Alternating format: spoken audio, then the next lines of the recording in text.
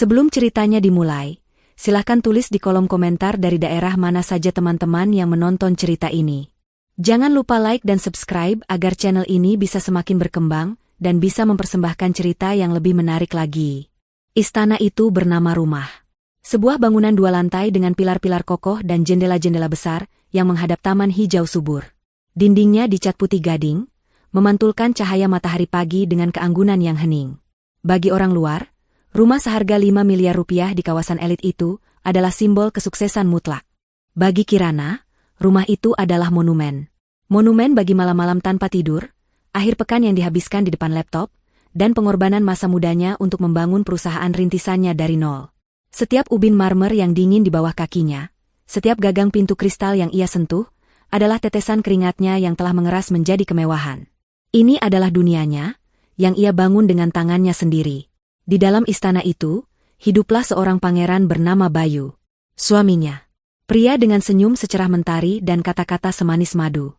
Bayu adalah pelengkap sempurna bagi Kirana yang kaku dan terlalu fokus pada pekerjaan. Ia adalah tawa di tengah kesunyian, kehangatan di tengah ambisi yang dingin. Setidaknya, itulah yang Kirana yakini selama 8 tahun pernikahan mereka.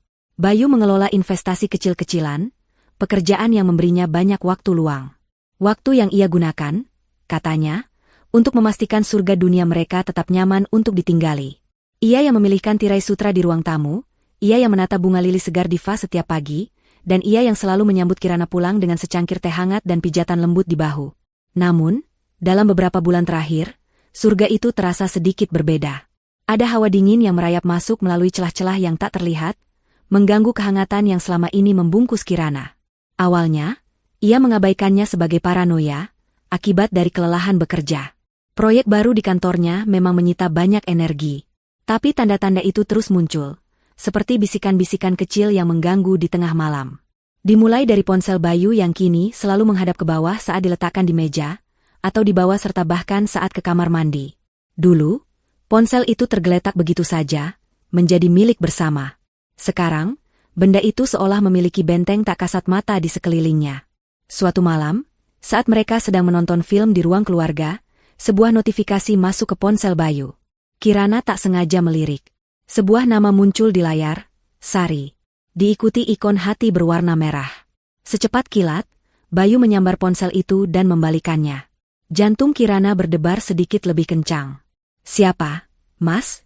tanya Kirana, berusaha menjaga suaranya tetap santai. "Oh, ini, klien. Biasa, nanya soal portofolio."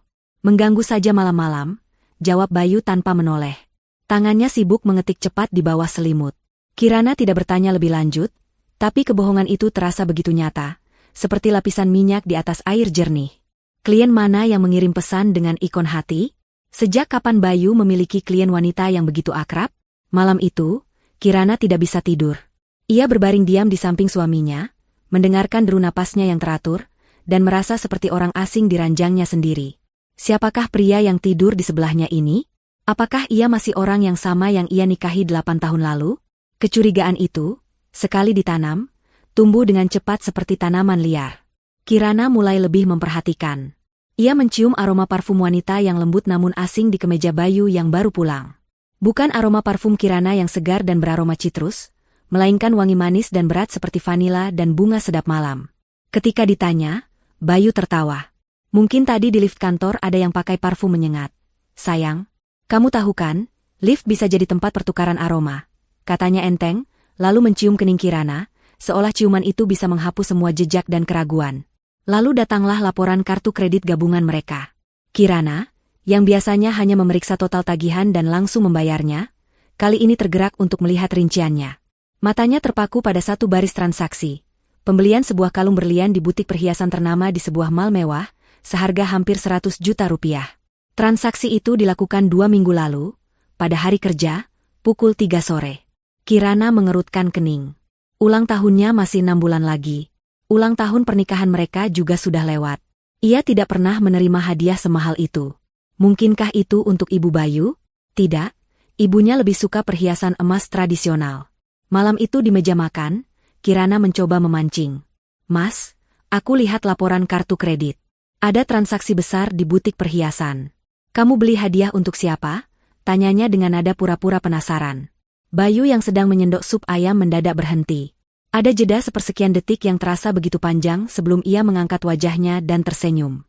Senyum andalannya. Itu? Oh, itu investasi, sayang. Berlian kan harganya stabil. Aku beli untuk disimpan, nanti kalau harganya naik kita jual lagi. Kejutan buat kamu, sebenarnya, tapi kamu sudah tahu duluan, ucapnya lancar.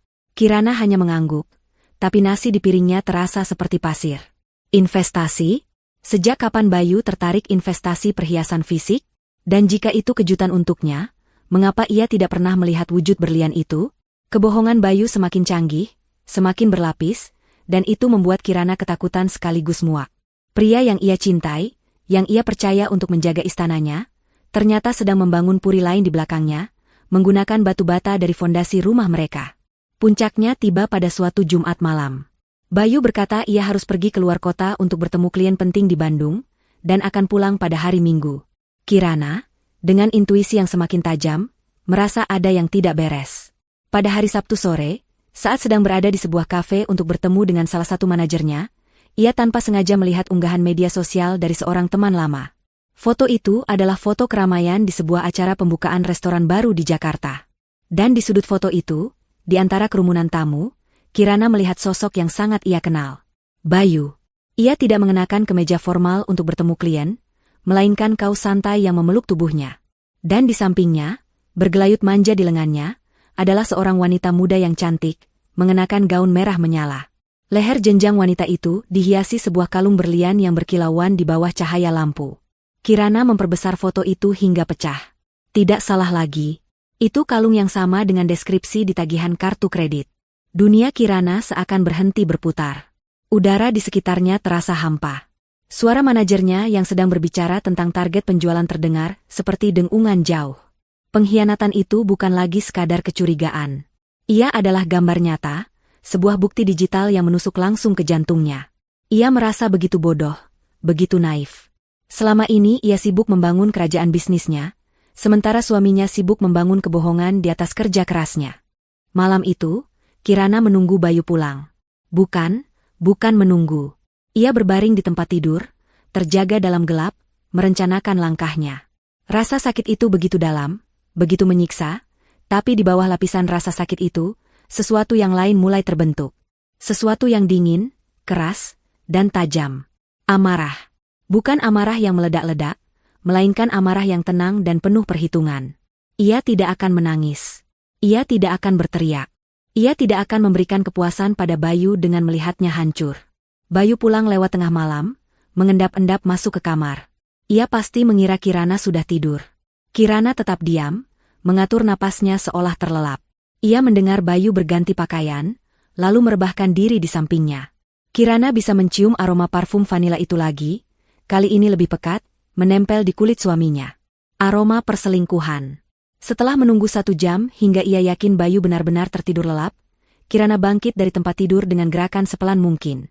Jantungnya berdebar kencang, bukan karena takut, tapi karena adrenalin.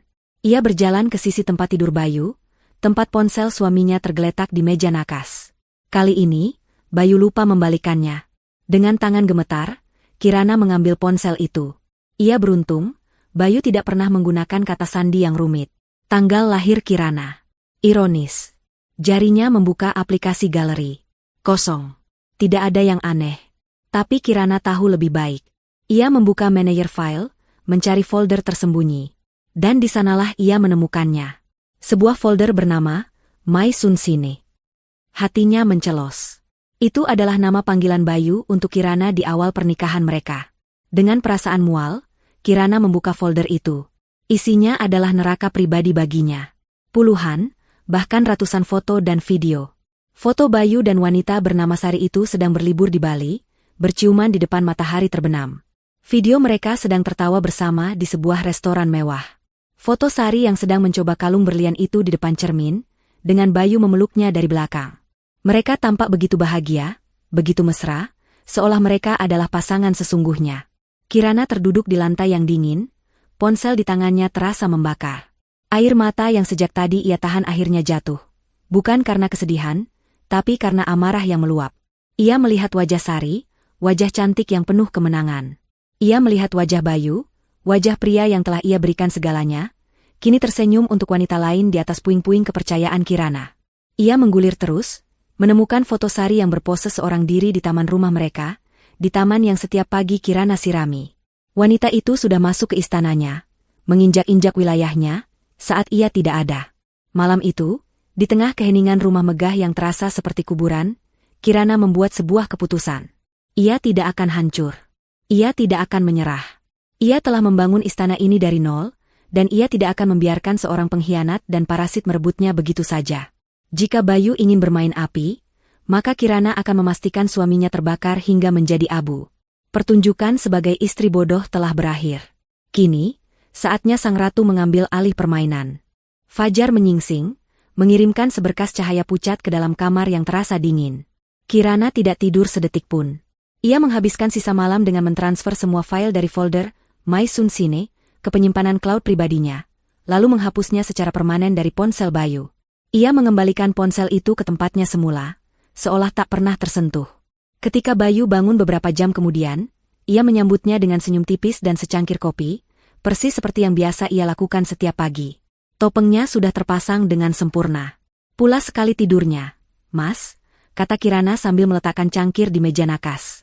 Suaranya terdengar normal, tanpa getaran sedikit pun. Iya, sayang. Lelah sekali perjalanan kemarin, jawab Bayu, meneguk kopinya tanpa curiga. Ia sama sekali tidak menyadari badai yang sedang berkumpul di mata istrinya. Hari itu, Kirana bekerja dari rumah. Alasan yang ia berikan adalah ia merasa tidak enak badan. Alasan sebenarnya adalah ia memulai langkah pertamanya dalam permainan catur ini. Langkah pertama adalah mencari penasihat hukum. Ia tidak mencari firma hukum besar yang biasa menangani urusan perusahaannya. Ia butuh seseorang yang bisa bekerja diam-diam, yang ahli dalam kasus perceraian dan sengketa aset yang rumit. Setelah melakukan riset mendalam secara online, ia menemukan sebuah nama, Sofia Rahman, seorang pengacara wanita yang dikenal tajam, tak kenal kompromi, dan memiliki rekam jejak cemerlang dalam melindungi hak-hak klien wanita. Kirana membuat janji temu di hari yang sama, di sebuah kafe kecil yang jauh dari kantor atau lingkungan rumahnya. Ia datang 15 menit lebih awal, memilih meja di sudut yang paling tersembunyi. Jantungnya berdebar, bukan karena takut pada Bayu, tapi karena ia akan melintasi sebuah batas yang tak bisa ia putari kembali. Ini adalah deklarasi perang. Sofia Rahman datang tepat waktu. Seorang wanita berusia akhir 30-an dengan setelan kerja yang rapi dan tatapan mata yang cerdas. Ia menjabat tangan Kirana dengan erat.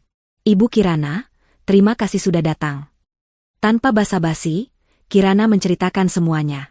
Ia menceritakan tentang rumah hasil kerja kerasnya yang diatasnamakan bersama sebagai tanda cinta dan kepercayaan. Ia menceritakan tentang perubahan sikap Bayu, kecurigaannya, hingga penemuan folder terkutuk di ponsel suaminya tadi malam. Ia menunjukkannya di ponselnya, semua bukti foto dan video yang telah ia simpan. Selama Kirana berbicara, Sofia hanya mendengarkan dengan saksama, sesekali membuat catatan di buku kecilnya. Wajahnya tidak menunjukkan keterkejutan atau simpati berlebihan, hanya profesionalisme yang dingin. Setelah Kirana selesai, Sofia menatapnya lurus. Saya turut prihatin dengan apa yang ibu alami. Tapi sekarang bukan waktunya untuk bersedih. Sekarang waktunya untuk bertindak. Pertanyaan saya, apa tujuan akhir ibu? Apakah ibu ingin memberinya pelajaran, atau ibu ingin menghancurkannya? Pertanyaan itu menusuk tepat sasaran. Kirana terdiam sejenak. Ia memikirkan wajah Sari yang tersenyum di tamannya, memikirkan wajah Bayu yang berbohong dengan begitu mudahnya. Mereka tidak hanya mengkhianatinya, mereka meremehkannya, menganggapnya bodoh. Mereka ingin mengambil segalanya darinya. Saya ingin kembali mendapatkan semua yang menjadi hak saya. Semua yang saya bangun dengan keringat saya. Dan saya ingin dia merasakan bagaimana rasanya tidak memiliki apa-apa, seperti yang dia rencanakan untuk saya, jawab Kirana dengan suara yang mantap dan dingin. Sofia mengangguk kecil, seulas senyum tipis tersungging di bibirnya. Saya suka semangat itu. Baiklah, ini yang akan kita lakukan. Pertama, kita harus melindungi aset ibu. Semua aset yang didapat selama masa pernikahan adalah harta bersama, termasuk rumah itu, meskipun ibu yang membayarnya. Ini adalah celah hukum yang sering dimanfaatkan oleh pasangan yang tidak setia. Sofia kemudian memaparkan rencananya dengan detail. Sebuah strategi berlapis yang cerdas dan kejam. Mereka akan memindahkan semua aset likuid milik Kirana, seperti saham dan reksadana, ke rekening yang tidak bisa dijangkau Bayu. Mereka akan mengumpulkan lebih banyak bukti pengeluaran Bayu untuk selingkuhannya sebagai dasar untuk tuntutan di pengadilan nanti. Dan yang paling penting, rencana mengenai rumah itu. Dia pasti akan mencoba menjual rumah itu. Seorang pria yang ingin memulai hidup baru dengan wanita materialistis akan membutuhkan modal besar. Rumah itu adalah target utamanya, kata Sofia. Kita tidak bisa menghentikannya menjual sesuatu yang diatasnamakan bersama tanpa menimbulkan kecurigaan. Jadi, kita biarkan dia mencoba. Kita hanya perlu memastikan usahanya gagal total di saat-saat terakhir. Disinilah rencana paling berani itu muncul. Sofia menyarankan untuk membuat duplikat sertifikat rumah. Bukan sembarang duplikat, tapi duplikat kualitas terbaik yang nyaris tidak bisa dibedakan dengan aslinya, namun tidak akan lolos verifikasi di Badan Pertanahan Nasional.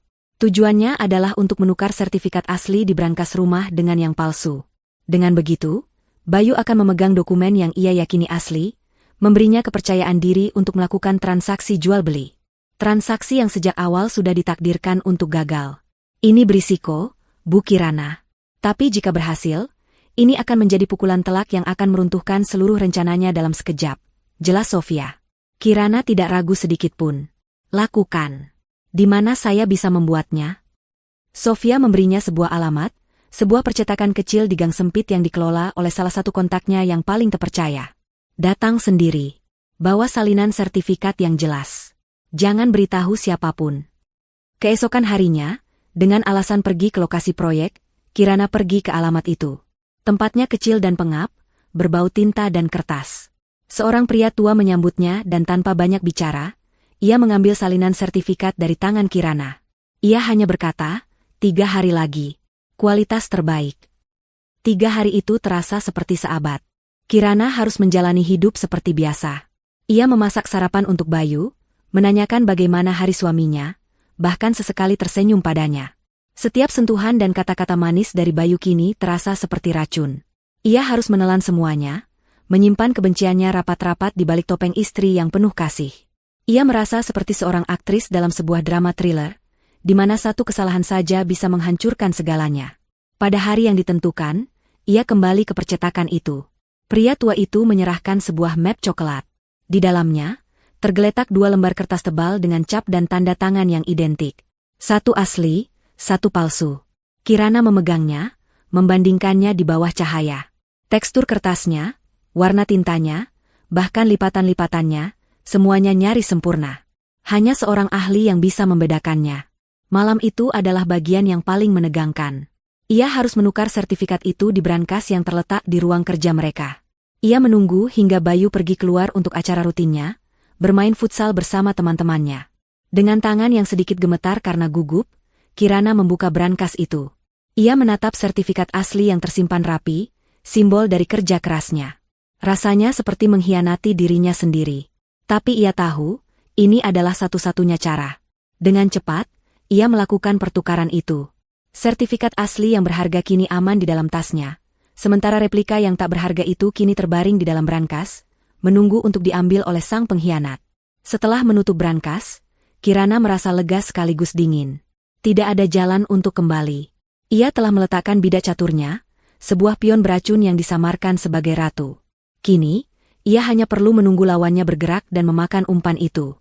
Permainan telah resmi dimulai, dan Kirana, sang ratu yang terluka, bertekad untuk memenangkannya dengan cara skakmat. Hari-hari berikutnya bergulir dalam sebuah sandiwara yang melelahkan. Rumah megah itu telah berubah menjadi panggung pertunjukan, dan Kirana adalah aktris utamanya. Setiap pagi, ia bangun dan mengenakan topengnya. Topeng itu terbuat dari senyuman, perhatian-perhatian kecil, dan obrolan ringan tentang hal-hal yang tidak penting. Ia akan membuatkan Bayu sarapan favoritnya, nasi goreng dengan telur mata sapi setengah matang, persis seperti yang disukai suaminya. Ia akan menyiapkannya dasi, memastikan simpulnya sempurna, lalu memberinya kecupan singkat di pipi sebelum Bayu berangkat kerja. Sebuah ritual yang terasa begitu normal, begitu domestik, namun bagi Kirana, setiap gerakan terasa seperti kebohongan yang pahit. Di balik matanya yang menatap Bayu dengan tatapan penuh kasih, pikirannya bekerja seperti mesin yang dingin. Ia menganalisis setiap kata yang diucapkan Bayu, setiap perubahan nada suaranya, mencari petunjuk, mencari konfirmasi atas apa yang sudah ia ketahui. Saat Bayu memeluknya dari belakang ketika ia sedang mencuci piring, Kirana harus menahan seluruh ototnya agar tidak menegang. Sentuhan yang dulu memberinya rasa nyaman dan aman, kini terasa seperti sentuhan laba-laba, dingin dan menjijikan. Ia harus melawan keinginan untuk mendorong tubuh itu menjauh dan berteriak. Sebaliknya, ia akan menyandarkan kepalanya sejenak di dada Bayu, memainkan perannya sebagai istri yang merindukan suaminya, sambil dalam hati menghitung detik sampai pelukan itu berakhir. Di siang hari, saat Bayu tidak ada di rumah, panggung itu menjadi markas perangnya. Kirana yang sesungguhnya akan muncul.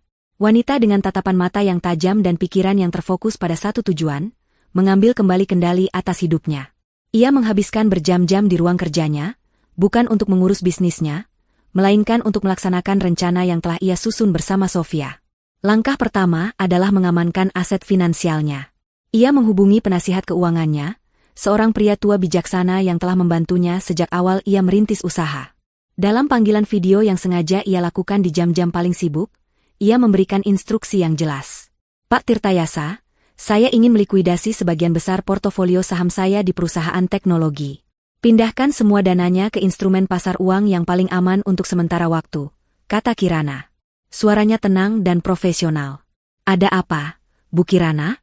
Saham-saham itu sedang berkinerja sangat baik. Sayang sekali jika dijual sekarang, jawab Pak Tirta, tampak bingung. Ada restrukturisasi internal dalam rencana keuangan pribadi saya, Pak. Saya butuh dana siaga dalam jumlah besar. Tolong laksanakan saja. Dan semua dana hasil penjualan, tolong transfer ke rekening baru yang akan saya informasikan nanti. Rekening itu bukan rekening gabungan saya dengan suami saya, tegas Kirana. Ia kemudian membuka rekening baru atas namanya sendiri, menggunakan alamat rumah orang tuanya untuk surat menyurat agar tidak menimbulkan kecurigaan. Secara perlahan namun pasti, ia memindahkan kekayaan digitalnya. Saham, reksadana, obligasi, semua yang bisa dicairkan, ia pindahkan ke benteng keuangan yang baru ia bangun. Ia melakukannya dengan presisi seorang ahli bedah, memotong satu persatu arteri keuangan yang menghubungkannya dengan Bayu. Ia membiarkan rekening gabungan mereka tetap berisi dana yang cukup untuk pengeluaran sehari-hari agar Bayu tidak curiga, sebuah umpan kecil untuk menutupi pergerakan besar di belakang layar. Sementara itu, Bayu menjadi semakin ceroboh.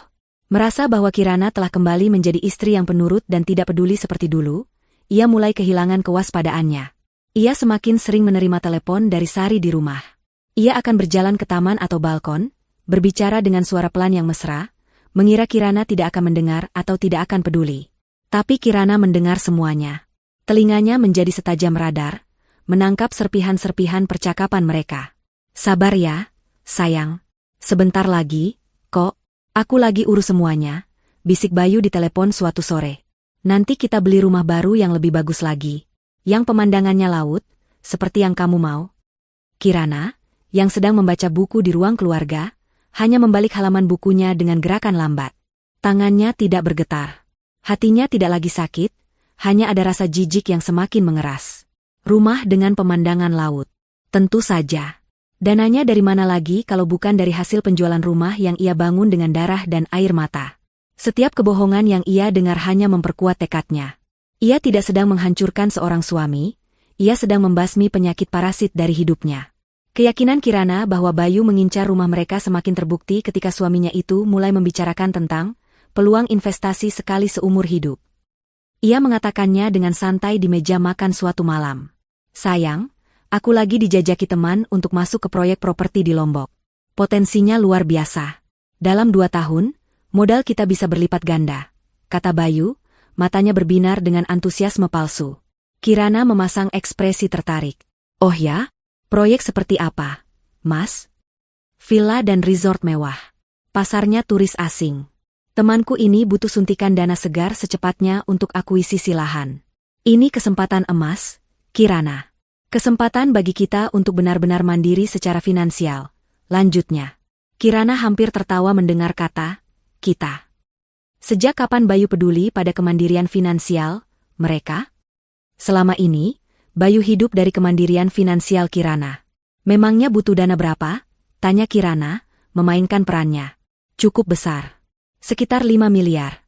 Jawab Bayu, mencoba terdengar santai, seolah menyebutkan angka yang biasa saja. Ia kemudian menatap Kirana. Aku berpikir, mungkin kita bisa menggunakan rumah ini sebagai jaminan pinjaman di bank. Atau, kalau ada penawaran bagus, kita bisa menjualnya dan membeli lagi nanti setelah proyek ini berhasil. Kita bisa sementara tinggal di apartemen dulu. Di sanalah umpannya. Umpan yang telah ditunggu-tunggu Kirana. Jantungnya berdebar kencang, tapi wajahnya tetap tenang. Ia berpura-pura berpikir keras, mengerutkan kening seolah sedang menimbang sebuah keputusan besar. Menjual rumah ini, Mas? Tapi, rumah ini? Ucap Kirana dengan nada ragu, membiarkan kalimatnya menggantung. Aku tahu, sayang. Aku tahu betapa berartinya rumah ini untukmu, kata Bayu cepat, meraih tangan Kirana. Aktingnya luar biasa. Tapi pikirkan masa depan kita.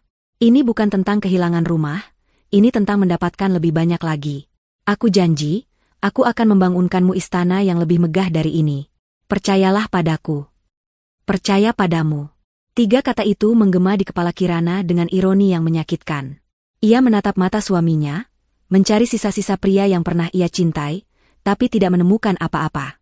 Hanya ada keserakahan dan kebohongan yang terpantul di sana. Beberapa hari kemudian, Bayu datang lagi dengan topik yang sama, kali ini dengan urgensi yang lebih besar.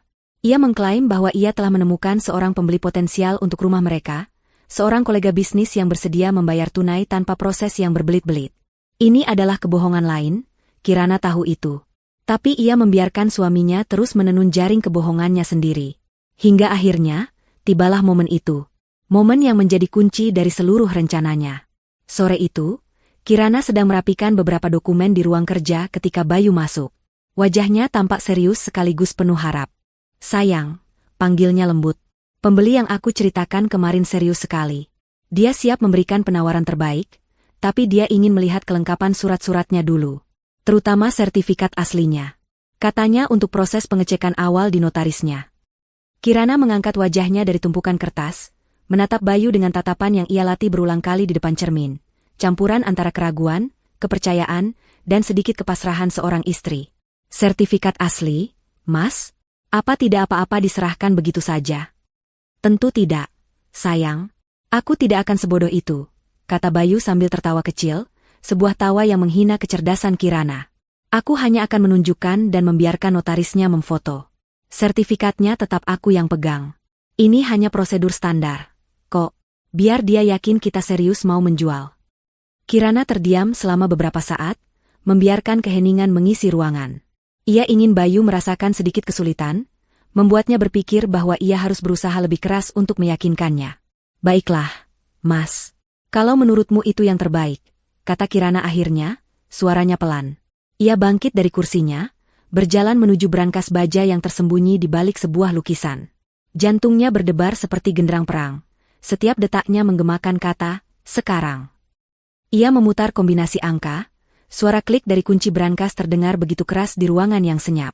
Pintu brankas yang berat terbuka. Di dalamnya, tergeletak sebuah map coklat. Map berisi sertifikat palsu. Dengan tangan yang ia paksa untuk tetap stabil, Kirana mengambil map itu. Ia berjalan kembali ke arah Bayu yang menunggunya dengan tidak sabar. Kirana berhenti sejenak di hadapan suaminya, menatapnya dalam-dalam. Ia menyerahkan map itu ke tangan Bayu. Tolong jaga baik-baik ya, Mas. Semua hasil kerja kerasku ada di dalam kertas itu. Kalimat itu memiliki makna ganda, sebuah kebenaran yang terselubung. Bayu, yang tidak menangkap ironinya, hanya tersenyum lebar penuh kemenangan. Ia meraih map itu dengan antusias. Pasti, sayang, kamu tidak akan menyesal. Ini adalah awal dari kehidupan baru kita yang jauh lebih baik. Bayu mengecup kening Kirana dengan cepat, lalu berbalik dan berjalan keluar dari ruang kerja dengan langkah ringan penuh semangat. Ia tidak tahu bahwa ia baru saja membawa bom waktu, sebuah dokumen tak berharga yang akan meledakkan semua mimpi dan rencananya.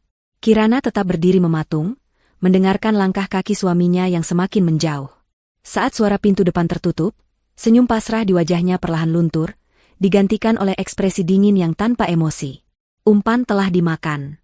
Perangkap sudah terpasang. Sudut pandang kini beralih ke Bayu, yang sedang menyetir mobilnya meninggalkan kompleks perumahan mewah itu dengan perasaan gembira yang meluap-luap.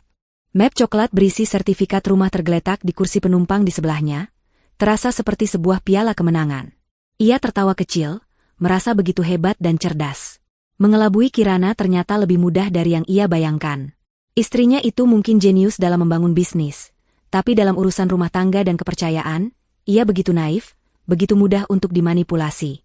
Kirana masih wanita yang sama yang ia nikahi 8 tahun lalu, yang percaya pada setiap kata-katanya, yang melihatnya sebagai pahlawan. Dasar wanita bodoh, gumamnya pada diri sendiri sambil tersenyum puas. Bekerja keras seumur hidup hanya untuk menyerahkan hasilnya padaku. Tujuan pertamanya adalah apartemen sewaan Sari. Apartemen studio yang tidak terlalu besar, tapi cukup nyaman, yang tentu saja biaya sewanya dibayar menggunakan kartu kredit tambahan dari Kirana. Ia sudah tidak sabar untuk menunjukkan hasil kemenangannya pada Sari dan merayakan langkah pertama mereka menuju kehidupan impian. Baginya, Sari adalah segalanya yang tidak dimiliki Kirana. Sari muda, penuh gairah, dan yang terpenting, ia memuja Bayu. Ia membuat Bayu merasa seperti seorang pria sejati, seorang raja, bukan sekadar suami Kirana yang hidup di bawah bayang-bayang kesuksesan istrinya. Perasaan inferioritas yang selama ini ia pendam terhadap Kirana telah bermetamorfosis menjadi kebencian dan keinginan untuk merebut semua yang dimiliki istrinya itu. Ia merasa berhak atas kekayaan itu. Ia telah mengorbankan 8 tahun hidupnya untuk mendampingi Kirana, jadi ini adalah pesangonnya. Setibanya di apartemen, Sari sudah menunggunya dengan tidak sabar. Wanita itu langsung menyambutnya dengan pelukan dan ciuman. "Gimana, sayang? Berhasil?" tanyanya dengan mata berbinar. Bayu mengangkat map coklat itu dengan dramatis. "Lihat ini. Tiket kita menuju kebebasan," katanya dengan senyum lebar. Sari memekik senang.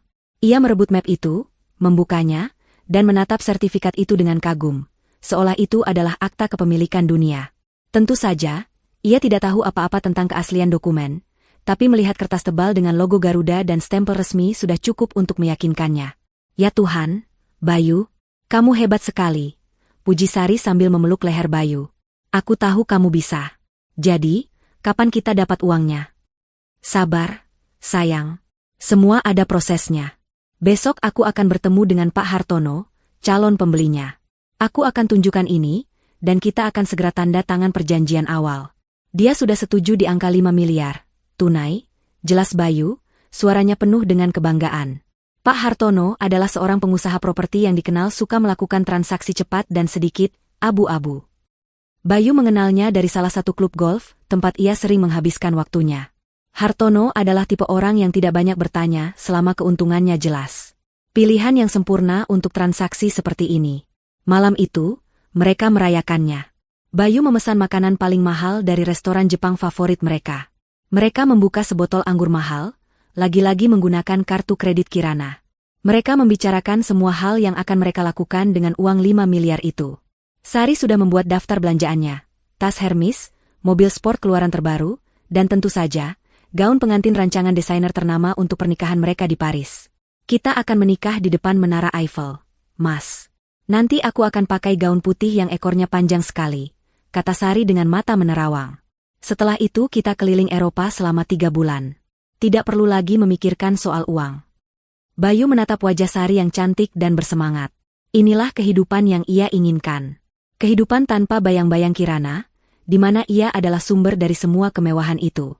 Ia merasa seperti seorang pahlawan yang akan menyelamatkan putri dari kehidupannya yang biasa-biasa saja dan membawanya ke istana. Ia sama sekali tidak sadar bahwa ialah sang naga yang sedang mencoba mencuri harta dari ratu yang sesungguhnya. Keesokan harinya, dengan kepercayaan diri yang melambung tinggi, Bayu bertemu dengan Pak Hartono di sebuah lobi hotel bintang 5. Ia mengenakan setelan terbaiknya, berusaha terlihat seperti seorang pebisnis sukses yang selevel dengan lawan bicaranya. "Selamat siang, Pak Bayu," sapa Hartono, seorang pria gempal berusia 50-an dengan jam tangan emas yang mencolok. "Jadi, bagaimana? Sudah dibawa suratnya?" "Tentu, Pak," kata Bayu sambil menyerahkan fotokopian sertifikat palsu itu. Ia tidak berani memberikan yang asli dulu, sesuai dengan skenario yang ia sampaikan pada Kirana. "Ini fotokopiannya untuk Bapak periksa. Aslinya ada pada saya." Hartono mengamati fotokopian itu dengan cepat. Ia tidak terlalu peduli dengan detailnya, karena nanti tim notarisnya lah yang akan melakukan verifikasi akhir. Yang penting baginya adalah kesepakatan harga dan kecepatan transaksi. "Baik, terlihat tidak ada masalah. Tim saya akan menyiapkan perjanjian pengikatan jual-beli. Kita bisa tanda tangan lusa. Sebagai tanda jadi, saya akan transfer uang muka sebesar 500 juta rupiah ke rekening Anda setelah kita tanda tangan PPJB. Sisanya akan dilunasi saat penandatanganan akta jual beli di hadapan notaris, Setelah semua dokumen terverifikasi, kata Hartono dengan lugas. Hati Bayu melonjak. 500 juta rupiah. Uang sebanyak itu akan segera masuk rekening pribadinya, sebuah rekening rahasia yang ia buka tanpa sepengetahuan Kirana. Ini terasa begitu nyata. Setuju, Pak. Saya tunggu kabar baik dari Bapak, kata Bayu, berusaha menjaga ketenangannya sambil menjabat tangan Hartono dengan erat. 2 hari kemudian, seperti yang dijanjikan, mereka bertemu lagi di kantor Hartono. Di sana, PPJB sudah disiapkan. Bayu membacanya sekilas, terlalu bersemangat untuk peduli pada klausa-klausa hukum yang rumit. Yang ia lihat hanyalah angka 5 miliar dan namanya sebagai pihak penjual. Dengan tangan yang sedikit gemetar karena antisipasi, ia menandatangani dokumen itu. Sesaat kemudian, notifikasi di ponselnya berbunyi. Sebuah transfer sebesar 500 juta rupiah telah masuk ke rekeningnya. Perasaan Bayu saat itu tak terlukiskan. Ia merasa seperti dewa. Ia telah berhasil. Ia telah mengalahkan Kirana. Ia telah memenangkan permainan. Ia langsung menelepon Sari. Sudah masuk, sayang. 500 juta sudah di tangan kita. Teriaknya di telepon, tidak bisa menahan kegembiraannya. Benarkah? Oh, Tuhan. Aku akan langsung ke mall sekarang juga. Ada tas yang sudah aku incar dari kemarin. Pekik Sari di seberang telepon. Malam itu adalah puncak perayaan mereka. Bayu membawa Sari ke salah satu bar paling eksklusif di atap gedung pencakar langit. Mereka minum sampahnya termahal, menatap kelip lampu kota Jakarta dari atas. Bayu merasa berada di puncak dunia.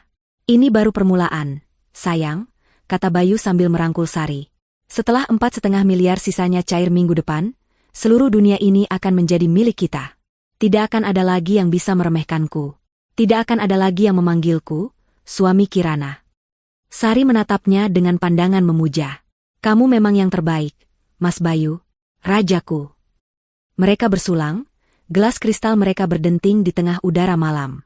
Suara denting itu terdengar seperti lonceng kemenangan bagi mereka. Tapi bagi alam semesta, suara itu adalah lonceng yang menandai dimulainya sebuah kejatuhan yang telak.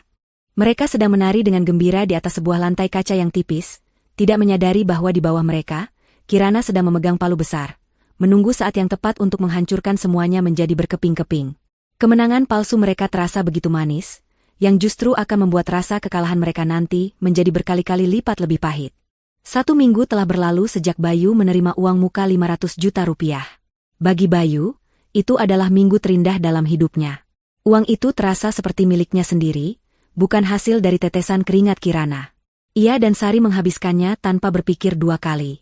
Mereka makan di restoran termahal, berbelanja di butik-butik mewah, dan bahkan sudah membayar uang tanda jadi untuk sebuah mobil sport berwarna merah menyala. Setiap gesekan kartu debit dari rekening rahasianya terasa seperti sebuah deklarasi kemerdekaan. Ego Bayu membengkak hingga ke tingkat yang tak terkendali. Ia merasa tak tersentuh, tak terkalahkan. Penandatanganan akta jual beli, AJB, di hadapan notaris dijadwalkan besok siang. Itu berarti, besok, sisa pembayaran sebesar 4,5 miliar rupiah akan masuk rekeningnya. Malam ini adalah malam terakhir ia harus berbagi atap dengan Kirana. Malam ini adalah malam eksekusi untuk mengusir wanita itu dari istana yang akan segera ia jual. Di dalam benaknya, ia sudah menyusun skenario yang sempurna. Ia akan melakukannya dengan cepat, brutal, dan tanpa ampun. Ia ingin melihat wajah Kirana hancur. Ia ingin menikmati momen ketika wanita yang selalu lebih unggul darinya itu akhirnya bertekuk lutut, memohon di hadapannya. Rasa puas dari pembalasan dendam itu, baginya, hampir sama manisnya dengan uang 5 miliar itu sendiri. Sore itu, ia menarik uang tunai sebesar 5 juta rupiah dari ATM. Jumlah yang ia pilih dengan sengaja.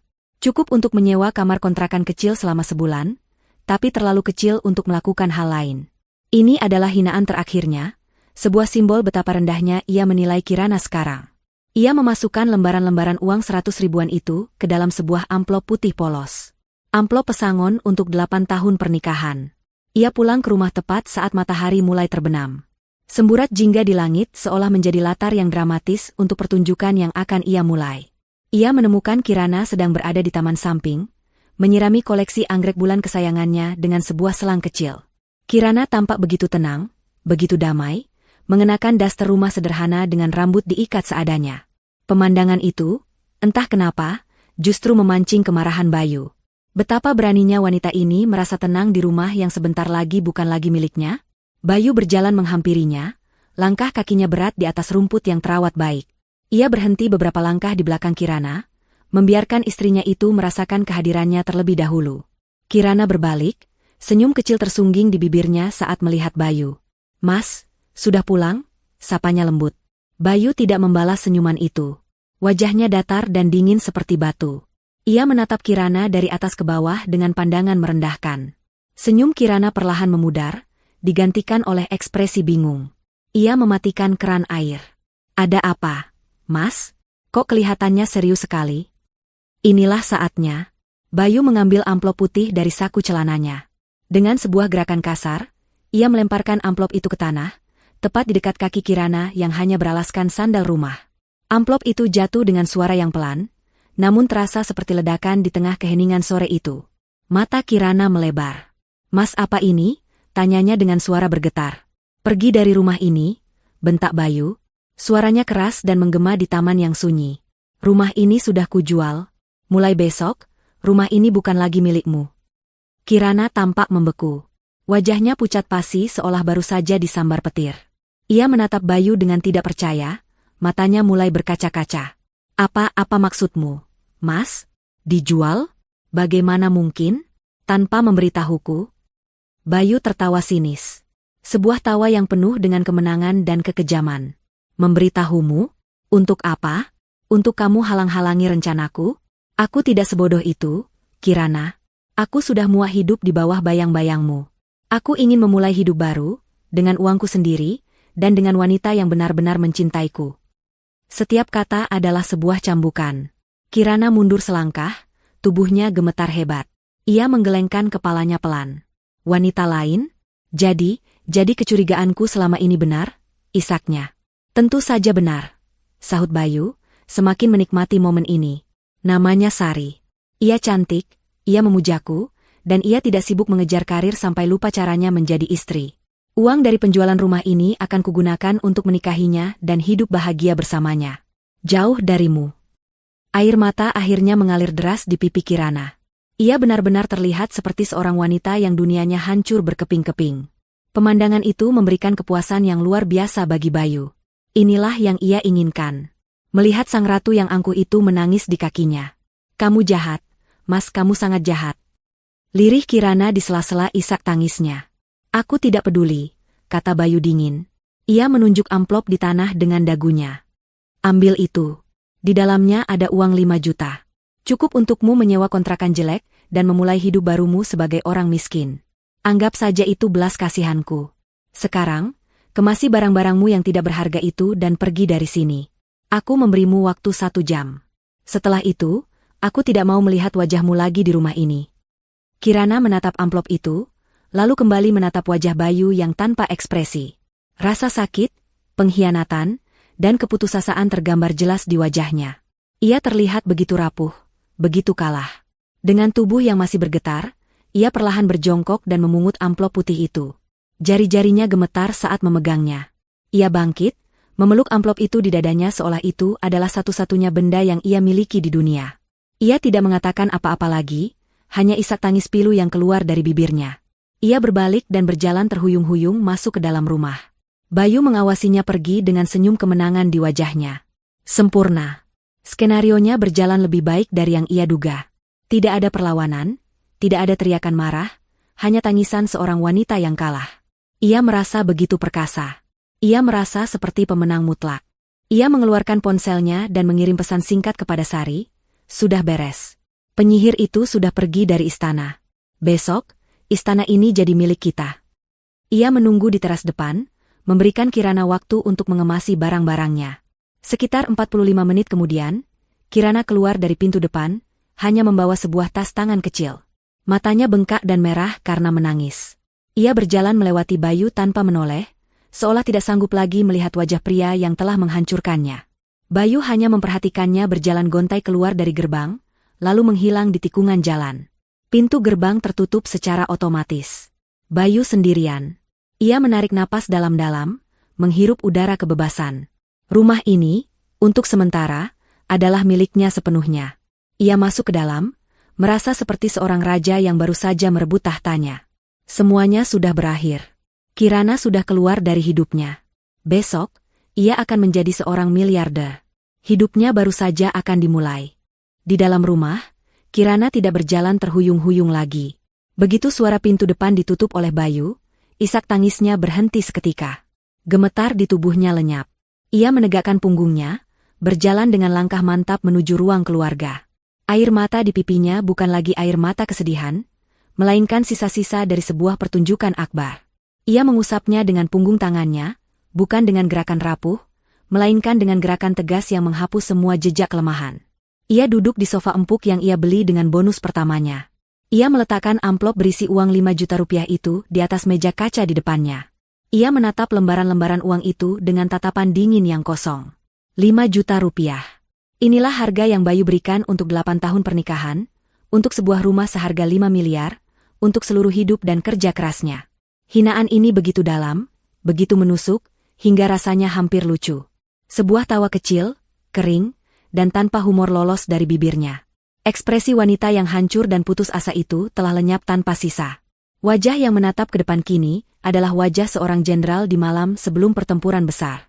Tenang, fokus, dan mematikan. Ia mengambil ponselnya dari saku. Sudah waktunya. Sudah waktunya untuk melepaskan badai. Pertunjukan sudah selesai. Pembantaian akan segera dimulai. Keheningan yang menyelimuti rumah mewah itu tidak lagi terasa menyesakkan.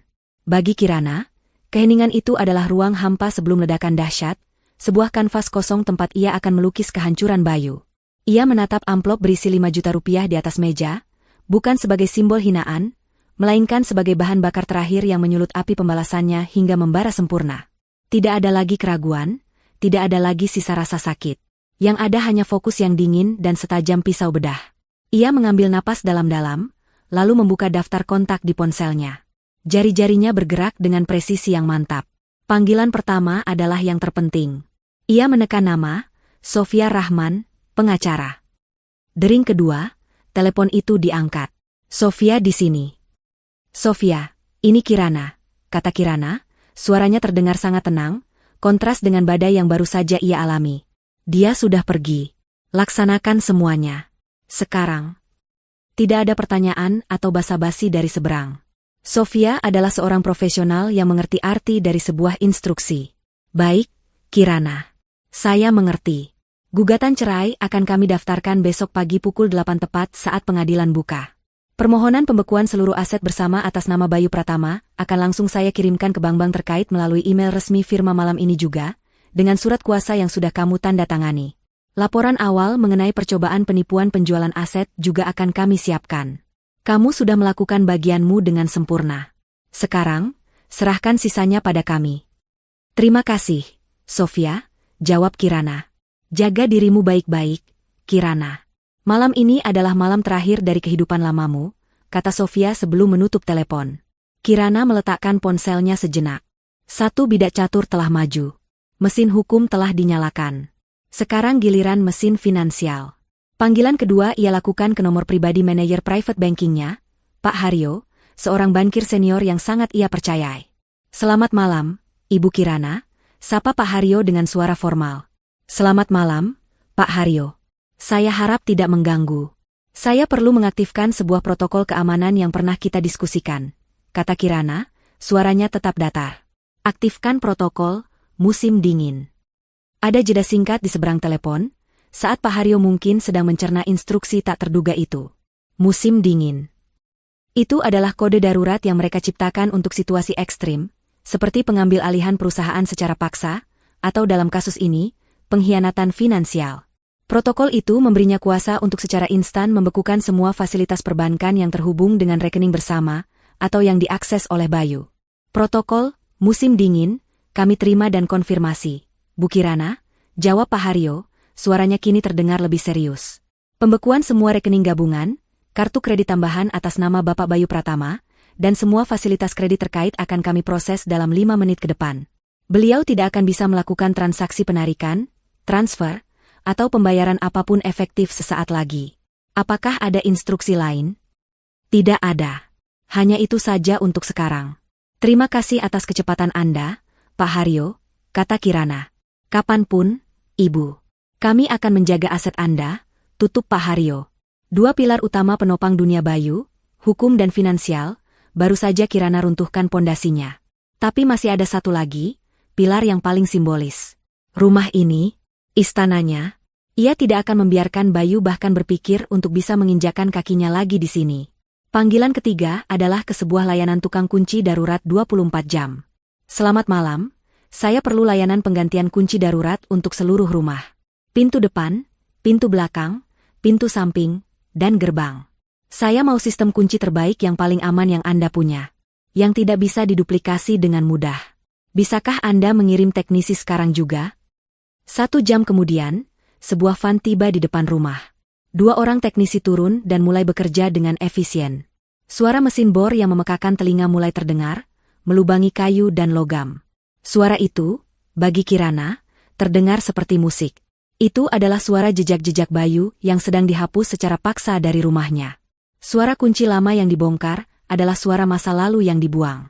Sementara para teknisi bekerja, Kirana tidak duduk diam.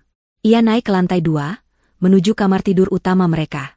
Ia membuka lemari pakaian raksasa itu. Di satu sisi, pakaian-pakaian kerjanya tertata rapi.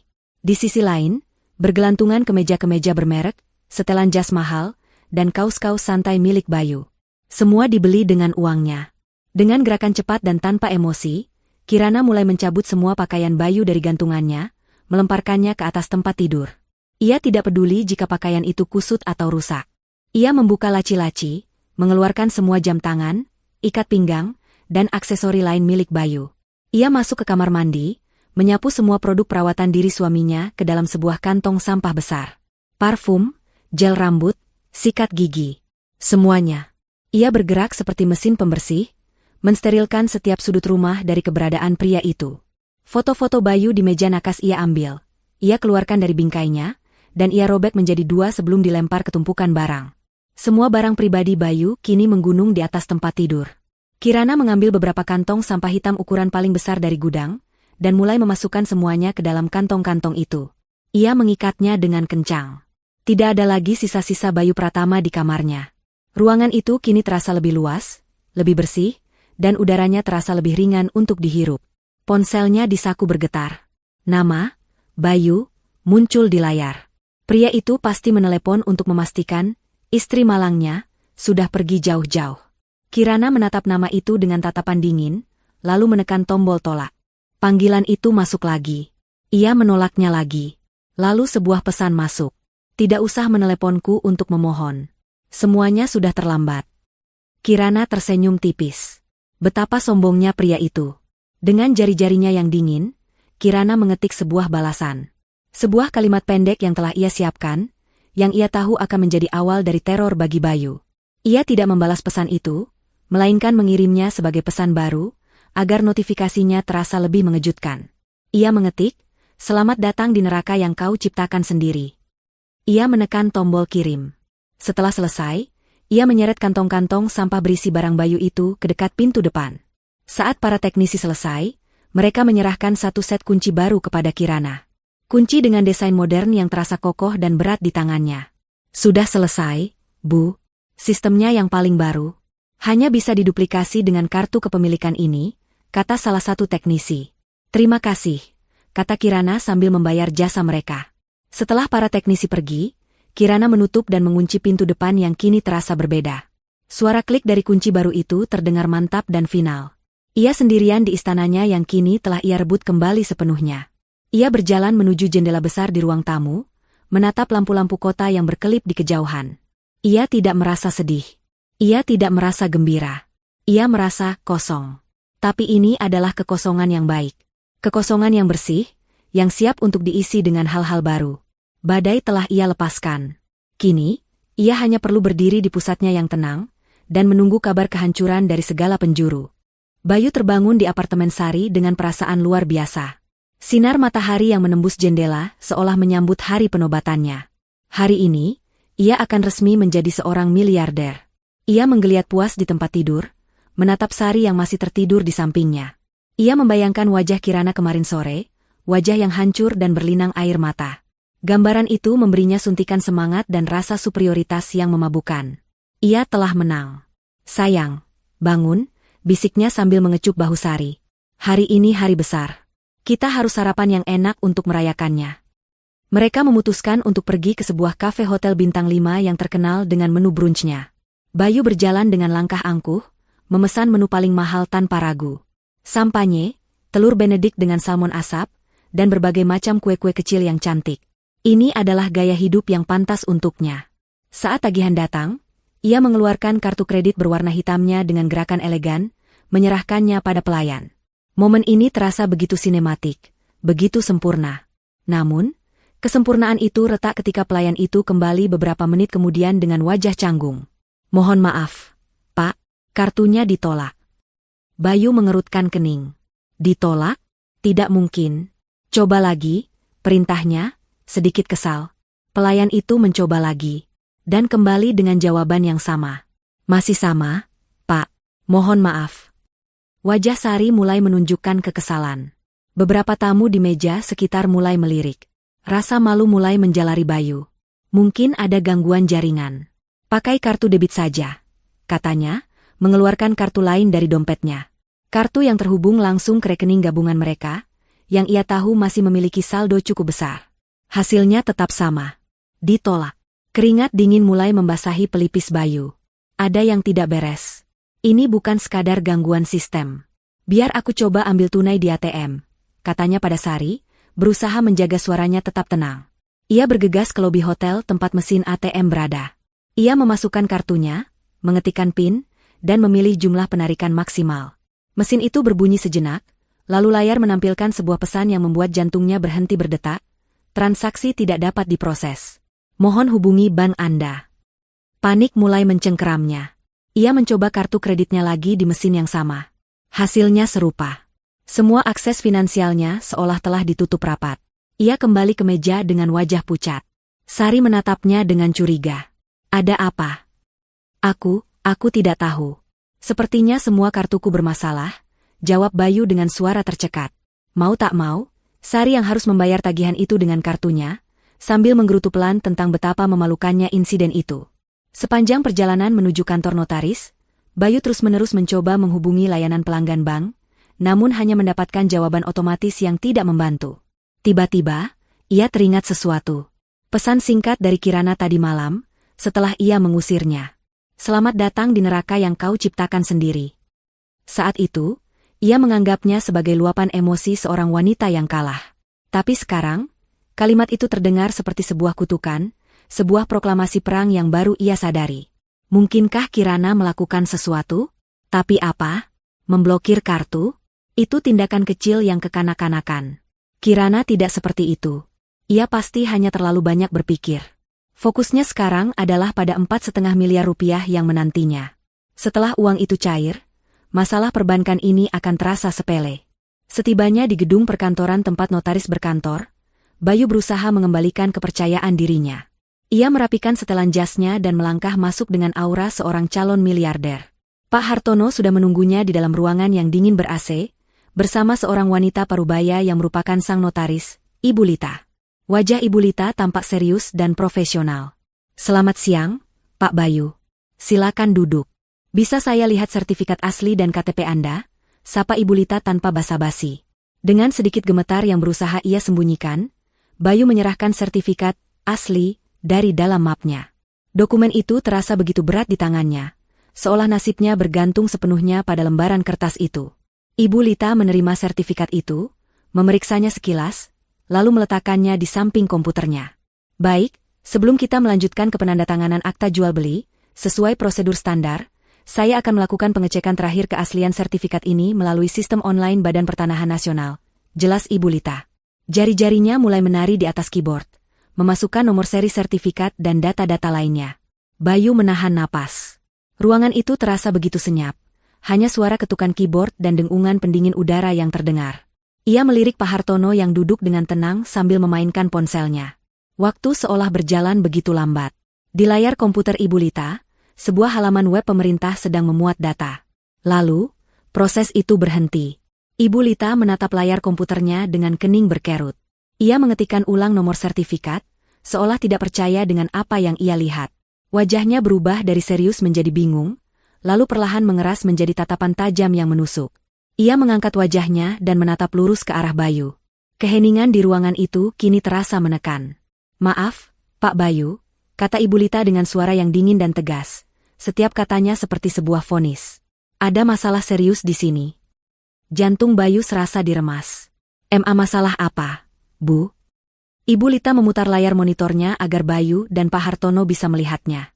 Di layar itu, tertera data sertifikat asli yang terdaftar di BPN, dengan nama pemilik Kirana dan Bayu Pratama. Namun, nomor seri, tanggal penerbitan, dan beberapa detail fisik yang tertera di sistem sama sekali berbeda dengan sertifikat yang ada di meja. "Sertifikat yang Anda berikan ini palsu," ucap Ibu Lita. Kata terakhir itu diucapkannya dengan penekanan yang mematikan. "Oh." Satu kata itu meledak di kepala Bayu. Dunia di sekelilingnya seakan berputar. Telinganya berdenging. "Palsu? Bagaimana mungkin?" Ia melihatnya sendiri, Kirana mengambilnya dari brankas. Kertasnya, capnya, semuanya terlihat asli. Pak Hartono yang tadinya santai, langsung berdiri dari kursinya. Wajahnya memerah karena marah. "Apa? Palsu? Jadi selama ini saya ditipu?" teriaknya, suaranya menggelegar di ruangan itu. "Menurut data resmi BPN, sertifikat ini tidak terdaftar. Ini adalah pemalsuan dokumen negara, Pak Bayu. Ini adalah tindak pidana serius," tambah Ibu Lita dengan nada dingin, seolah sedang membacakan dakwaan. Bayu tidak bisa berkata-kata. Lidahnya keluh. Ia menatap sertifikat di meja, lalu ke wajah murka Pak Hartono, lalu ke wajah dingin Ibu Lita. "Ini pasti mimpi buruk. Ini tidak mungkin terjadi. Saya tidak tahu. Saya bersumpah saya tidak tahu." Hanya itu yang bisa keluar dari mulut Bayu, suaranya terdengar lemah dan putus asa. "Tidak tahu katamu?" bentak Pak Hartono, menunjuk wajah Bayu dengan jarinya. "Kamu pikir saya bodoh? Kamu sengaja menipu saya. Uang muka saya 500 juta sudah kamu terima. Sekarang kembalikan uang saya. Kembalikan sekarang juga, atau saya panggil polisi saat ini juga." Bayu menatap layar ponselnya dengan pandangan kosong. Kebisingan lalu lintas Jakarta di sekelilingnya, seolah menjadi suara latar dari kehancuran total hidupnya. Setiap kata dalam email dari pengacara Kirana terasa seperti paku yang ditancapkan ke dalam peti matinya. Gugatan cerai, pembekuan aset, tuntutan ganti rugi, perselingkuhan, penipuan. Kirana tidak hanya membalas dendam, ia sedang melakukan eksekusi hukum yang terencana dengan sempurna. Rasa takut yang dingin menjalari tulang punggungnya, menggantikan amarah dan kesombongan yang tadi pagi masih ia rasakan. Ia sendirian, bangkrut, dan sedang diburu. Dalam kepanikan, hanya ada satu nama yang terlintas di benaknya. Sari. Ia butuh Sari. Ia butuh dukungan wanita itu.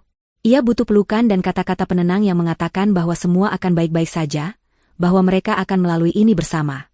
Ia membayangkan dirinya menceritakan semua ini pada Sari, melukiskan Kirana sebagai iblis berhati dingin yang menjebak mereka.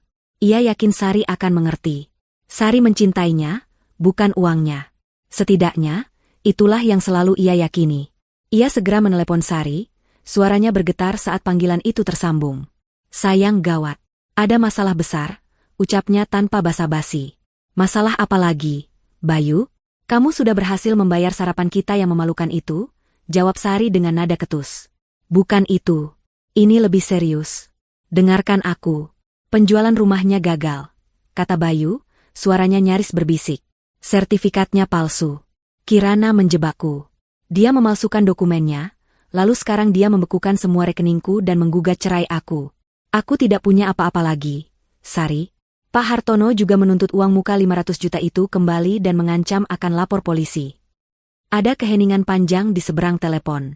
Keheningan yang terasa lebih menakutkan daripada teriakan. Bayu menunggu dengan cemas. Ia butuh mendengar suara Sari yang menenangkannya. "Tunggu." Akhirnya Sari angkat bicara. Suaranya terdengar sangat berbeda. Datar dan dingin. "Jadi maksudmu, tidak ada uang 5 miliar? "Iya, tapi kita. Tidak ada rumah baru? Tidak ada mobil sport? Tidak ada pernikahan di Paris?" potong Sari, nada suaranya semakin tajam. "Sari, dengarkan aku. Ini semua perbuatan Kirana. Dia yang jahat di sini. Kita harus menghadapinya bersama. Aku butuh kamu sekarang. Mohon Bayu. Aku akan tunggu kamu di apartemen. Cepat ke sini," kata Sari sebelum menutup telepon secara sepihak. Sedikit harapan muncul di hati Bayu. Sari memintanya datang. Itu berarti Sari masih peduli. Ia akan membantunya mencari jalan keluar. Bayu segera menyetop taksi, dan dengan sisa-sisa uang tunai yang ia miliki, ia meluncur menuju apartemen Sari, satu-satunya tempat yang ia anggap sebagai pelabuhan aman di tengah badai ini. Namun, saat ia tiba di depan pintu unit apartemen Sari, pemandangan yang menyambutnya bukanlah pelukan hangat. Pintu itu terbuka, dan di belakangnya berdiri Sari dengan tangan terlipat di dada. Wajahnya tidak menunjukkan simpati atau kekhawatiran, melainkan amarah dan rasa jijik yang tak terselubung. Di dekat kakinya, tergeletak sebuah koper dan satu tas ransel. Bayu mengenali barang-barang itu. Itu adalah miliknya. Sari, apa-apaan ini? Tanya Bayu, bingung. Apa-apaan katamu? Desis Sari. Aku sudah dengar semuanya. Kamu tidak hanya gagal, kamu benar-benar bodoh. Bisa-bisanya kamu ditipu mentah-mentah oleh istrimu sendiri. Kamu pikir aku mau bersama pria seperti itu? Hati Bayu mencelos. Ini bukan reaksi yang ia harapkan. Tapi, kamu bilang kamu mencintaiku. Kita sudah merencanakan masa depan kita. Sari tertawa. Tawa yang singkat dan penuh hinaan. Masa depan? Masa depan apa yang bisa kamu tawarkan sekarang? Bayu? Hidup di kontrakan sempit sambil dikejar-kejar utang? Makan nasi dengan garam? Aku tidak sebodoh itu. Rencanaku adalah hidup mewah dengan uang 5 miliar, bukan hidup sengsara dengan seorang pecundang miskin. Setiap kata yang keluar dari mulut Sari terasa seperti tamparan keras di wajah Bayu. Jadi, semua ini hanya karena uang? Tanyanya dengan suara lirih, sebuah kebenaran pahit yang sebenarnya sudah ia ketahui namun selalu ia sangkal. Tentu saja karena uang. Kamu pikir aku benar-benar terpesona dengan rayuan murahanmu? Aku bertahan denganmu karena kamu menjanjikan istana. Tapi ternyata, kamu bahkan tidak bisa menjaga gubuk deritamu sendiri. Hardik Sari. Pernikahan kita? Batalkan. Anggap saja kita tidak pernah saling kenal. Dengan satu gerakan kasar, Sari menendang koper Bayu hingga keluar dari pintu. Ambil barang-barangmu ini dan pergi dari sini. Jangan pernah hubungi aku lagi, dasar pria miskin. Brak! Pintu apartemen dibanting tepat di depan wajah Bayu, menyisakan suara kunci yang diputar dari dalam. Bayu berdiri mematung di koridor yang sepi dan steril. Di kakinya, tergeletak koper berisi semua sisa-sisa hidupnya. Ia ditinggalkan. Dibuang seperti sampah. Wanita yang ia puja, yang menjadi alasannya mengkhianati Kirana, ternyata melihatnya tidak lebih dari sebuah mesin ATM yang kini telah rusak. Rasa sakit karena penolakan ini, entah bagaimana, terasa lebih menyakitkan daripada kehilangan uang. Ia merasa hampa, bodoh, dan benar-benar sendirian. Tidak ada tempat untuk pergi. Orang tuanya tinggal di luar kota, dan ia terlalu malu untuk mengakui kegagalannya pada mereka. Teman-temannya? Mereka adalah teman-teman level atas yang hanya menghormatinya karena statusnya sebagai suami Kirana. Kini, tanpa status dan uang, ia bukan siapa-siapa. Dengan putus asa, ia memutuskan untuk mencoba satu-satunya tempat yang pernah ia sebut rumah. Mungkin saja Kirana sudah pergi dan ia bisa masuk untuk sekadar beristirahat dan berpikir. Ia tidak punya pilihan lain. Ia menyeret kopernya turun, berhasil meyakinkan sopir taksi lain untuk mengantarnya dengan janji akan membayar setibanya di sana. Setibanya di depan gerbang rumah megah itu, pemandangan yang familiar justru terasa begitu asing. Ia mencoba menggunakan kartu aksesnya. Sebuah lampu merah kecil menyala di mesin pembaca, diikuti bunyi, bip, yang singkat dan final. Akses ditolak. Ia mencoba lagi. Hasilnya sama. Kepanikan mulai merayapinya lagi. Ia menekan tombol intercom. Tidak ada jawaban. Ia menekan berulang kali, semakin panik, semakin keras. Tetap sunyi. Ia menatap rumah itu. Jendela-jendela besar yang dulu selalu hangat dengan cahaya kini tampak gelap dan kosong. Tirai-tirainya tertutup rapat. Rumah itu seolah telah mati, atau lebih tepatnya, telah menutup diri sepenuhnya untuknya. Ia menyadari kebenaran yang mengerikan. Ia bukan hanya tidak punya uang dan kekasih. Ia juga tidak punya rumah. Ia adalah seorang tunawisma yang berdiri di luar gerbang istananya sendiri, dengan sebuah koper berisi pakaian yang dibeli dari uang wanita yang telah ia buang. Ironi itu begitu kejam, begitu sempurna. Ia benar-benar tidak memiliki apa-apa lagi. Bayu berdiri terasing di depan gerbang yang tertutup rapat, koper di sisinya terasa seperti jangkar yang menenggelamkannya ke dasar lautan keputusasaan. Suara klakson dari taksi yang menunggunya menyadarkannya dari lamunannya yang beku. Sopir taksi itu keluar dari mobil, wajahnya menunjukkan kekesalan. Jadi bagaimana, Pak? Argonya sudah jalan terus ini? Mau dibayar atau tidak? Tanyanya dengan nada tidak sabar. Bayu merogoh semua sakunya. Kosong. Semua kartu debit dan kreditnya tidak lebih dari kepingan plastik tak berguna. Uang tunainya yang terakhir sudah habis untuk membayar taksi ke apartemen Sari. Rasa malu yang membakar menjalar ke seluruh wajahnya. Ia, Bayu Pratama, yang 24 jam lalu masih minum sampanye di atap gedung tertinggi, kini tidak bisa membayar ongkos taksi. Pak, dompet saya sepertinya tertinggal. Bisa saya berikan jam tangan saya ini sebagai jaminan? Ini jam tangan mahal, harganya jauh di atas ongkos taksi, kata Bayu sambil melepaskan jam tangan pemberian Kirana di hari ulang tahunnya yang terakhir. Sopir itu menatap jam tangan itu dengan curiga, lalu menatap wajah Bayu yang panik. Tidak usah, Pak. Saya tidak mau urusan. Kalau tidak bisa bayar, turunkan saja semua barangnya, saya anggap sedekah saja, kata sopir itu dengan nada kasihan yang justru terasa lebih menghina. Ia kembali ke mobilnya dan melaju pergi, meninggalkan Bayu sendirian di tepi jalan bersama debu dan rasa malunya. Malam itu adalah malam terpanjang dalam hidup Bayu. Ia mencoba menghubungi beberapa orang yang ia sebut teman. Orang-orang yang sering ia traktir makan dan minum, orang-orang yang tertawa paling keras mendengar leluconnya. Panggilan pertama, ke Roni, rekan main golfnya. Ditolak setelah 2 kali dering. Panggilan kedua, ke Dimas, yang sering meminjam uang darinya. Halo? Aduh, bro, sorry banget, gue lagi di luar kota ini, sinyal susah. Nanti gue telepon lagi ya, katanya cepat, lalu menutup telepon sebelum Bayu sempat menjelaskan. Kebohongan yang sangat kentara. Berita tentang kehancurannya pasti sudah menyebar seperti api di lingkaran sosial mereka. Siapa yang mau berurusan dengan seorang penipu gagal yang sedang diburu utang dan digugat cerai oleh Kirana, sang ratu bisnis yang disegani semua orang? Bayu kini adalah racun, dan semua orang menjauhinya. Dengan sisa tenaga yang ia miliki, ia menyeret kopernya, berjalan tanpa tujuan di bawah lampu-lampu jalan yang terang benderang, namun hatinya terasa lebih gelap dari malam tanpa bintang. Ia akhirnya berakhir di sebuah masjid, tidur di terasnya yang dingin bersama beberapa orang tunawisma lainnya, sebuah pemandangan yang tak pernah terbayangkan dalam mimpi terliarnya sekalipun.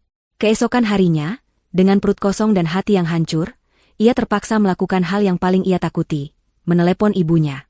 Ia menceritakan versi cerita yang sudah ia sunting, di mana ia adalah korban dari kelicikan Kirana.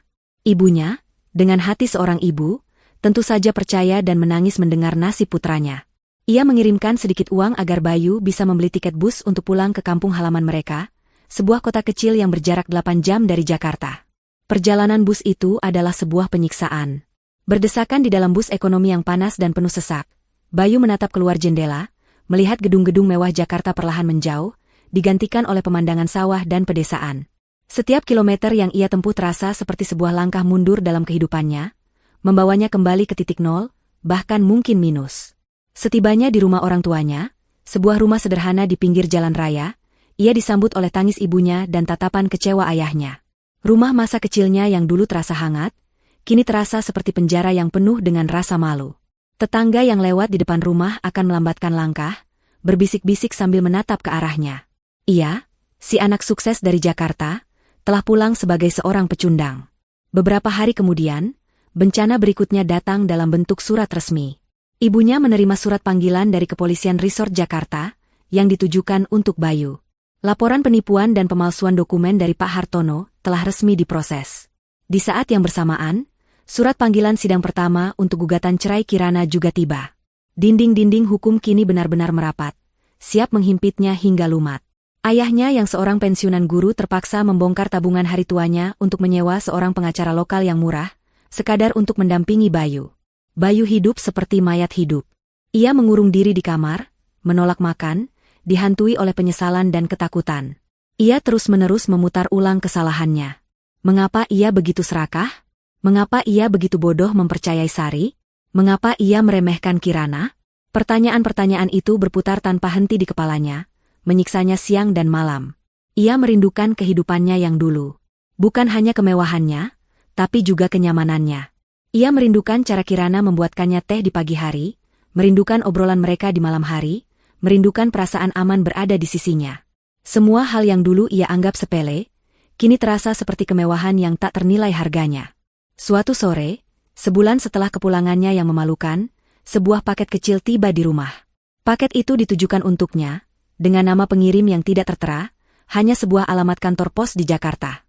Dengan perasaan bingung, Bayu membukanya. Jantungnya seakan berhenti berdetak saat melihat isinya. Di dalam kotak itu, ada bingkai foto pernikahan mereka yang terbuat dari perak. Kaca di bingkai itu retak dan pecah menjadi ratusan kepingan kecil. Namun foto di dalamnya, foto mereka berdua yang sedang tersenyum bahagia di hari pernikahan, masih utuh. Di atas kepingan kaca itu, tergeletak secari kertas kecil dengan tulisan tangan yang sangat ia kenali. Tulisan tangan Kirana yang rapi dan elegan. Ini sisa dari istana pasir yang kau bangun di atas penderitaanku. Selamat menikmati. Bayu terduduk lemas di lantai. Paket itu adalah pukulan terakhir yang menghancurkan sisa-sisa pertahanannya. Ini bukan pesan kemarahan. Ini adalah epitaf. Sebuah batu nisan untuk pernikahan mereka, untuk kehidupannya. Istana pasir. Kirana benar. Semua yang ia inginkan bersama Sari, kemewahan, kebebasan, kekuasaan, hanyalah istana pasir yang ia bangun dengan merusak fondasi batu karang yang kokoh, yaitu Kirana. Dan kini, ombak kebenaran telah datang dan menyapu bersih semua ilusi itu, menyisakan dirinya sendirian di pantai penyesalan yang tandus. Ia menatap foto pernikahannya di antara kepingan kaca yang pecah. Wajah Kirana di foto itu menatapnya, penuh dengan cinta dan harapan. Wajah wanita yang sama yang telah ia hina, ia hianati, dan ia buang. Air mata penyesalan yang sesungguhnya akhirnya jatuh membasahi pipinya. Bukan air mata karena kehilangan uang, atau karena takut penjara. Ini adalah air mata karena kehilangan satu-satunya orang yang pernah benar-benar tulus mencintainya, dan membangunkan sebuah dunia untuknya. Ia telah menukar berlian dengan pecahan kaca, dan kini ia harus hidup selamanya dengan luka dari pecahan kaca itu. Di dalam kamarnya yang sempit dan sunyi, Bayu akhirnya menangis sejadi-jadinya, meratapi neraka yang ia ciptakan dengan tangannya sendiri.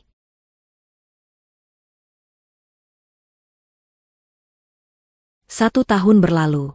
Waktu, bagi sebagian orang, adalah penyembuh luka. Bagi yang lain, ia adalah penempa baja. Bagi Kirana, waktu adalah keduanya. Luka pengkhianatan itu memang meninggalkan bekas. Namun bekas luka itu telah ia tempa menjadi perisai yang membuatnya lebih kuat, lebih bijaksana, dan lebih fokus dari sebelumnya. Perceraiannya dengan Bayu telah selesai beberapa bulan yang lalu. Pengadilan mengabulkan semua tuntutannya. Dengan bukti-bukti perselingkuhan dan penipuan finansial yang tak terbantahkan, Bayu tidak mendapatkan sepeser pun dari harta bersama. Rumah mewah itu, beserta seluruh isinya, resmi menjadi milik Kirana sepenuhnya. Bayu juga diwajibkan untuk membayar kembali semua uang yang telah ia habiskan untuk Sari dari rekening bersama, sebuah utang yang akan terus menghantuinya. Kasus pidananya dengan Pak Hartono berakhir di luar pengadilan. Orang tua Bayu yang malang terpaksa menjual satu-satunya sawah peninggalan kakeknya untuk membayar kembali uang muka 500 juta itu, agar putra satu-satunya tidak berakhir di penjara. Rumah yang dulu terasa seperti panggung sandiwara, kini telah menjadi surga pribadi Kirana. Ia merombak total dekorasinya, mengganti semua perabotan yang mengingatkannya pada Bayu. Warna-warna gelap dan maskulin diganti dengan palet warna cerah yang menenangkan. Ruang kerja Bayu yang jarang terpakai ia ubah menjadi perpustakaan pribadi yang hangat, penuh dengan buku-buku yang ia cintai. Taman anggreknya kini semakin rimbun dan berbunga lebih indah dari sebelumnya. Rumah itu kini benar-benar mencerminkan jiwanya. Elegan, kuat, dan penuh kehidupan. Bisnisnya melesat tajam. Tanpa lagi beban pikiran dan finansial dari seorang suami parasit, seluruh energi Kirana tercurah untuk inovasi dan ekspansi. Perusahaannya meluncurkan sebuah aplikasi baru yang merevolusi industri, dan namanya semakin dihormati di dunia bisnis. Ia tidak lagi dikenal sebagai wanita karir yang sukses, tapi sebagai seorang visioner. Namun, pencapaian terbesarnya bukanlah dalam bentuk materi. Dari abu penderitaannya, Kirana membangun sesuatu yang lebih bermakna.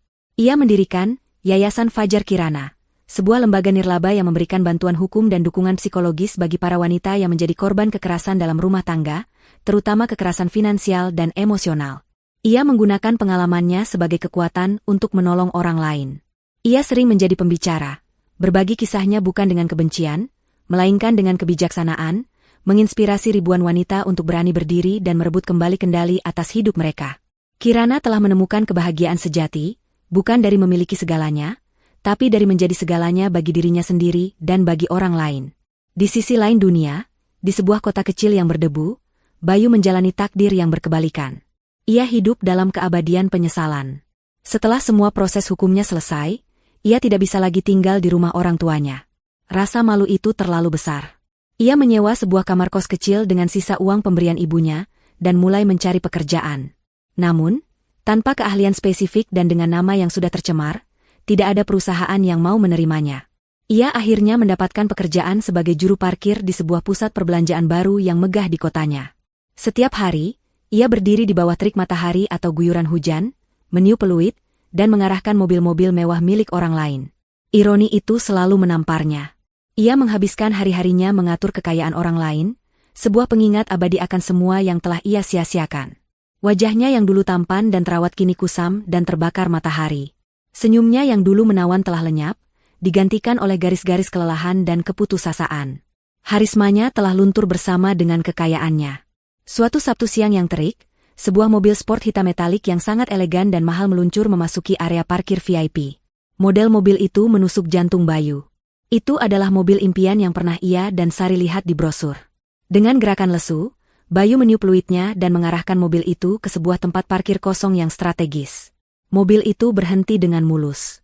Bayu berjalan mendekat, siap untuk memberikan karcis parkir dengan senyum paksa yang sudah menjadi rutinitasnya. Kaca di sisi pengemudi turun dengan perlahan tanpa suara. Dan dunia Bayu berhenti berputar untuk kedua kalinya. Di balik kemudi, duduklah Kirana. Ia terlihat lebih cantik dari yang pernah Bayu ingat. Rambutnya ditata dengan elegan, riasannya sempurna, dan ia mengenakan kacamata hitam desainer yang menambah auranya yang berkelas. Ia tidak sendirian. Di kursi penumpang, duduk seorang pria parubaya berwajah ramah dengan setelan jas. Mereka tampak sedang tertawa ringan membahas sesuatu. Kirana datang ke kotanya untuk meresmikan cabang baru dari yayasannya. Mata Kirana yang terlindung kacamata hitam itu melirik sekilas ke arah Bayu. Tidak ada keterkejutan. Tidak ada kemarahan. Tidak ada kebencian. Tidak ada iba. Tidak ada apa-apa. Ia menatap Bayu seperti ia menatap tiang listrik atau tong sampah. Tatapan yang diberikan pada sesuatu yang tidak penting dan tidak bermakna. Pengabaian total itu terasa 1000 kali lebih menyakitkan daripada makian apapun. Kirana membuka dompetnya, mengambil selembar uang 100 ribuan yang masih baru, dan menyodorkannya pada Bayu. Ini untuk parkirnya, katanya. Suaranya tenang dan datar. Suara yang biasa ia gunakan saat berbicara dengan pelayan atau petugas kebersihan. Bayu berdiri membeku, tangannya terlalu gemetar untuk menerima uang itu. Kirana sedikit tidak sabar. Diambil. Kembaliannya ambil saja, katanya lagi, dengan nada yang sedikit lebih tegas, sebelum meletakkan uang itu di pos jaga di samping Bayu. Ia kemudian tersenyum pada rekan di sebelahnya, kembali melanjutkan obrolan mereka yang terputus, lalu menaikkan kaca mobilnya. Mobil sport itu meluncur mulus menuju lobi utama mall, meninggalkan Bayu yang masih mematung di tengah area parkir yang panas. Bayu menatap punggung mobil yang semakin menjauh itu, lalu menatap lembaran uang 100 ribu rupiah di pos jaga. Uang kembalian. Sedekah. Dari wanita yang pernah ia hina dengan uang 5 juta rupiah. Ia menatap tangannya yang kotor dan kapalan, lalu ke gedung mal yang megah tempat Kirana baru saja masuk sebagai tamu kehormatan. Di sanalah karma itu terasa sempurna. Kirana tidak perlu membalas dendam lagi. Hidup telah melakukannya untuknya. Ia telah bangkit menjadi ratu di kerajaannya yang baru. Sementara Bayu ditakdirkan untuk selamanya menjadi penjaga gerbang di luar istana, hanya bisa menatap dari jauh, menghirup debu dari kesuksesan wanita yang pernah ia coba hancurkan. Ia tidak mati, tapi hidupnya telah berakhir. Ia akan menghabiskan sisa umurnya di neraka yang ia ciptakan sendiri, dengan penyesalan sebagai teman abadinya.